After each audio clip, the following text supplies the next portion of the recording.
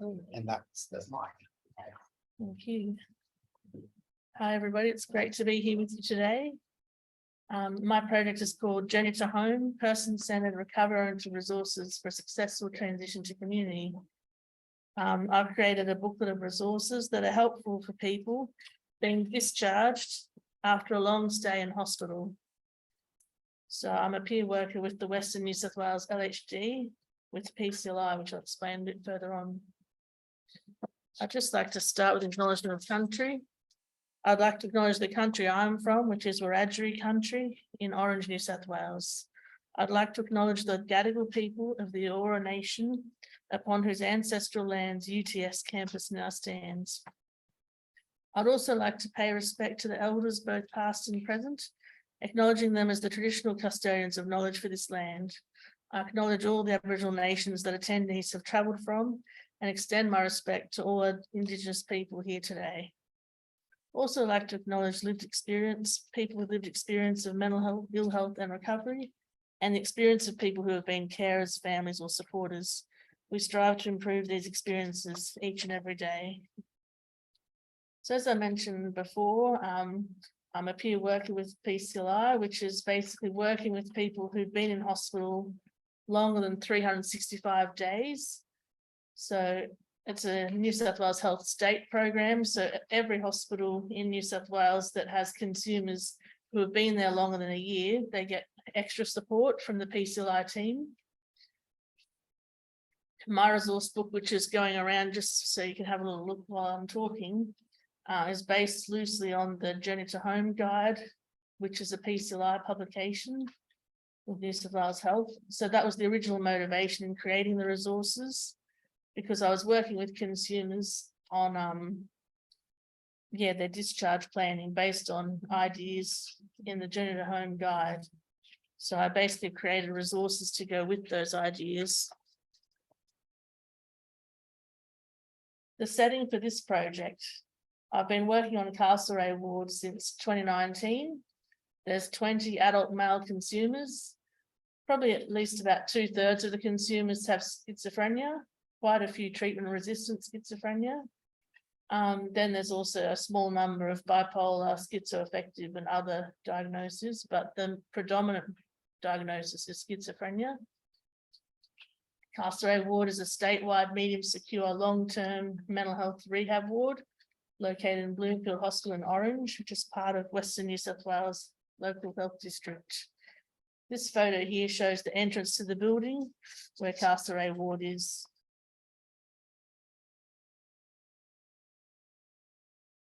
So my booklet is based on the activities listed in the Journey to Home guide.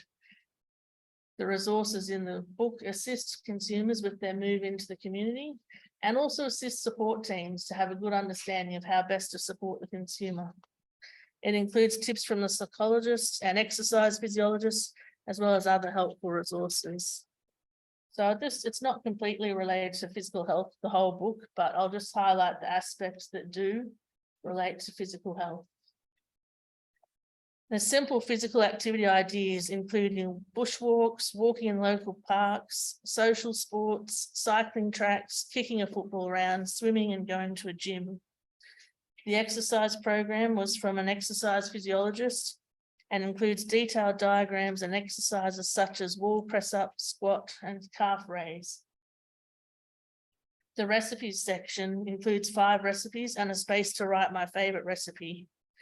There's a weekly activity planning table, which you can plan when you're going to do exercise, as well as other parts of the consumer's routine.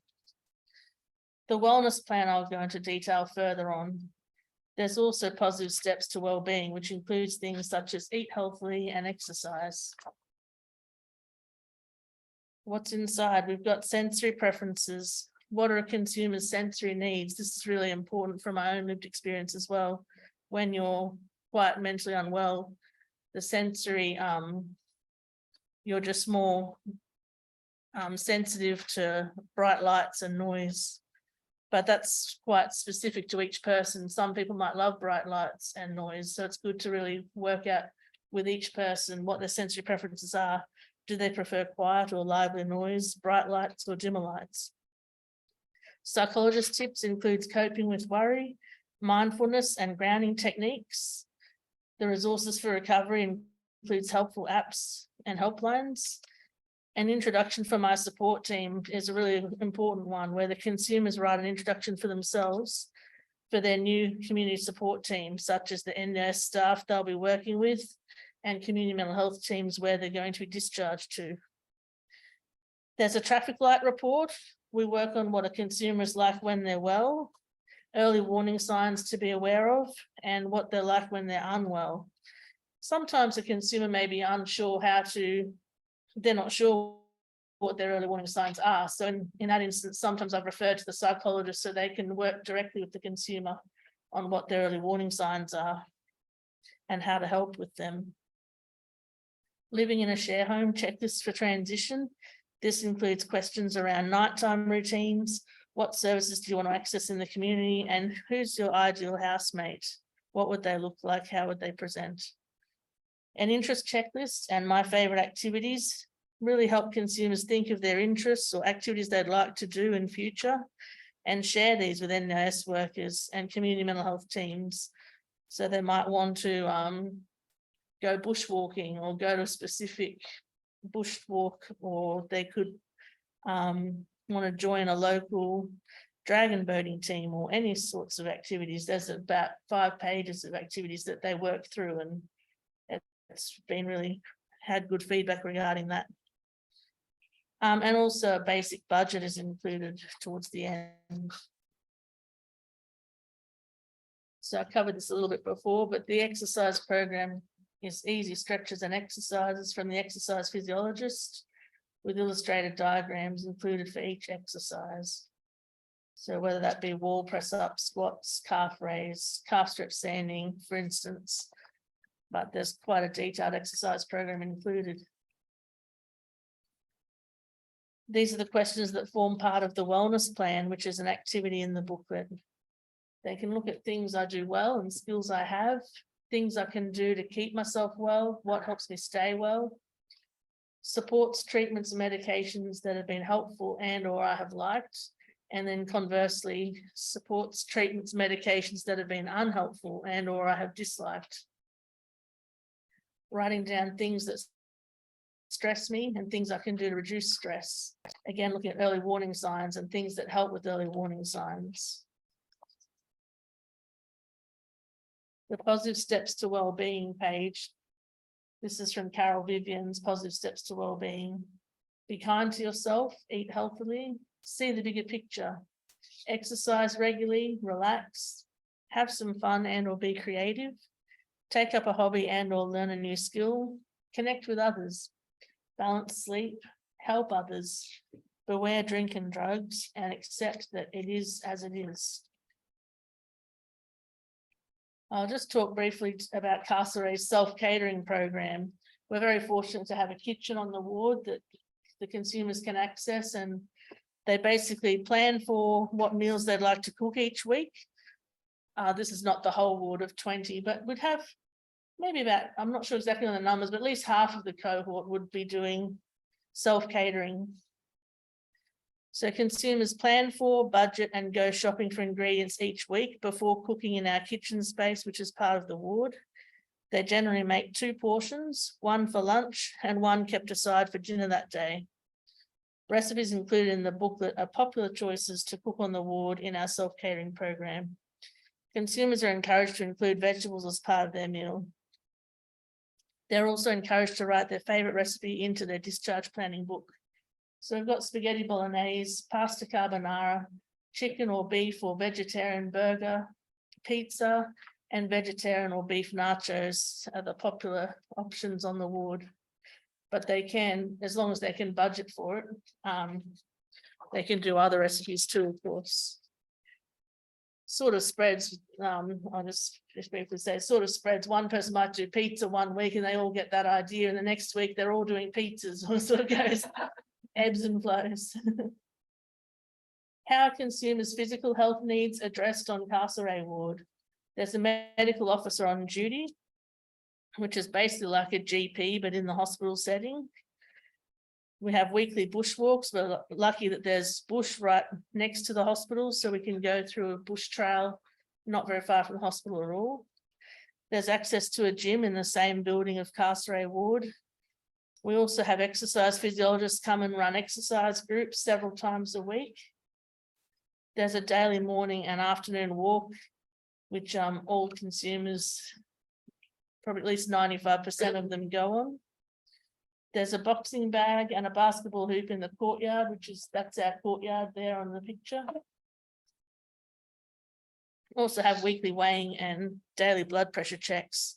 So on transition, the consumers are encouraged to prioritise their physical health through writing into their weekly timetable.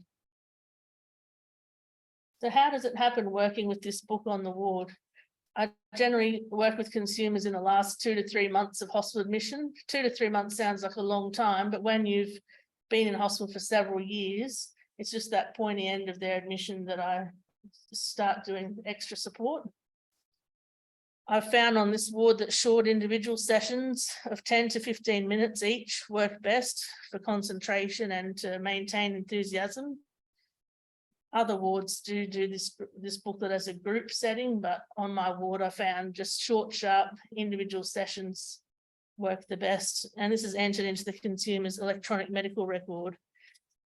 The consumers are generally excited to complete the book, as that means they're close to discharge. I said, oh, look, you've been identified as coming up to discharge, so I'd like to support you a bit further.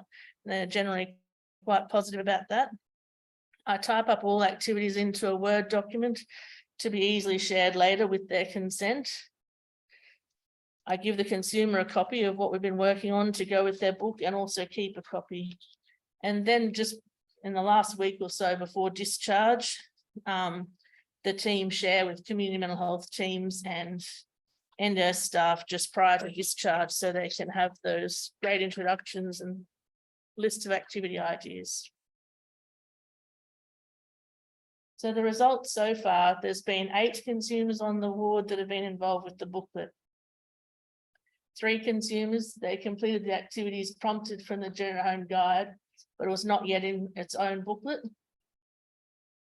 3 more consumers have discharged successfully, having completed the booklet, and we currently have 2 consumers who are current inpatients close to discharge who have also completed the booklets. They're just in the last few weeks of their admission. So far, none of these have been readmitted to hospital following discharge, but we're continuing using the book on the ward. Some feedback from some of the consumers. This consumer, well called consumer T, has the Journey to Home workbook been helpful to plan for transition to the community? He stated that it was very helpful. The sections that he found most helpful were introduction from my support team, my strengths and qualities, my favourite activities, wellness plan, and grounding techniques. How hopeful are you that you will successfully transition to the community without needing to come back to hospital? Very hopeful. And I asked, what was the best part about your admission to Castlereagh? And this consumer said the routine. One more consumer feedback. This person said it was moderately helpful using the Journey to Home book, but the sections they found most helpful was my strengths and qualities, activity planning table, my favorite activities, the wellness plan, grounding techniques, mindfulness, and exercise program. So that's really great. Still in the process of getting feedback from consumers. Some feedback from staff. A psychiatrist on the Medium Secure Rehab said it's provided a really valuable resource for our guys who are transitioning to the community and their carers. And I'm sure it will be very useful to others working in similar settings, as well as having more widespread utility. I mentioned before, I think that the peer workers for PCLI, there's a few of them that have been using the booklet in their own LHDs. This PCLI peer worker said, your Journey to Home guide has been so well received by my team. I wanted to thank you. It's really awesome. And the last staff feedback from another peer worker. The budget exercise is very beneficial.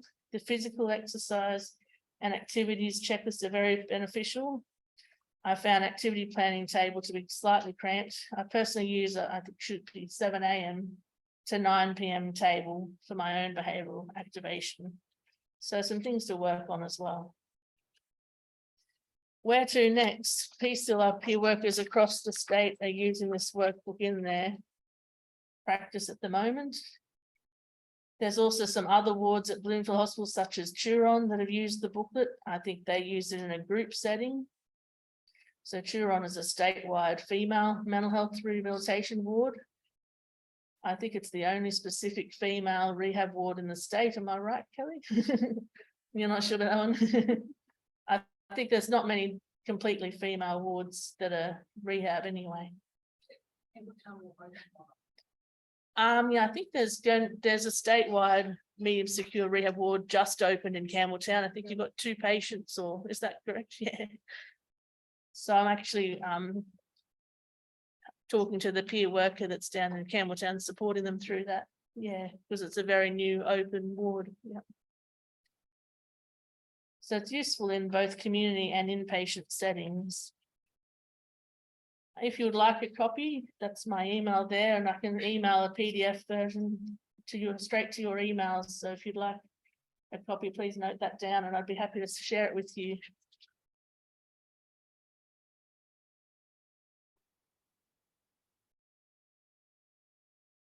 Yeah, everyone's got the email. Yeah. It's the references. So there's the references for what's used in the presentation. Any questions? I'll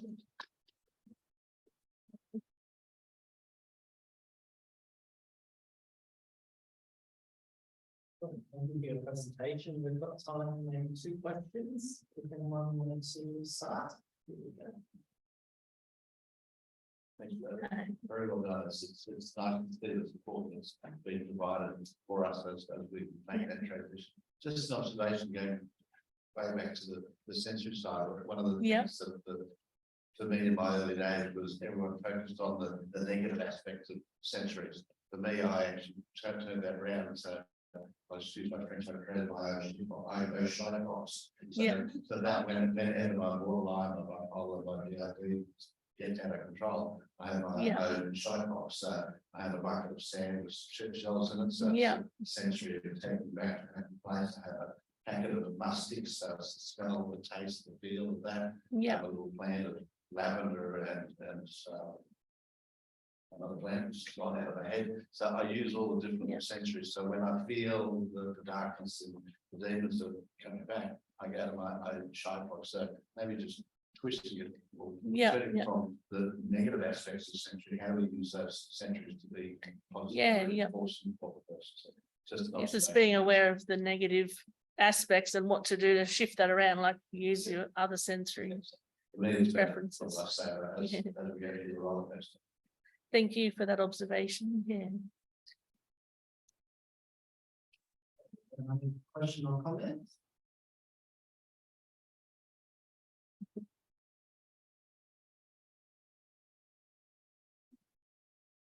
Thank you for that. It's an excellent resource. Formatting. I had some help from my manager's assistant in like the overall formatting once I got to the point of putting it all together, because I had all these standalone resources, but I had help putting it all together, and formatting was a big thing. So I had help with that. Yeah, they were quite encouraging. So I had the psychologist give me tips, and the social worker was the one that suggested maybe include a budget. Exercise physio said, oh, here's a program. So yeah, it was quite well received. Okay, we might have to hands together. Thank you.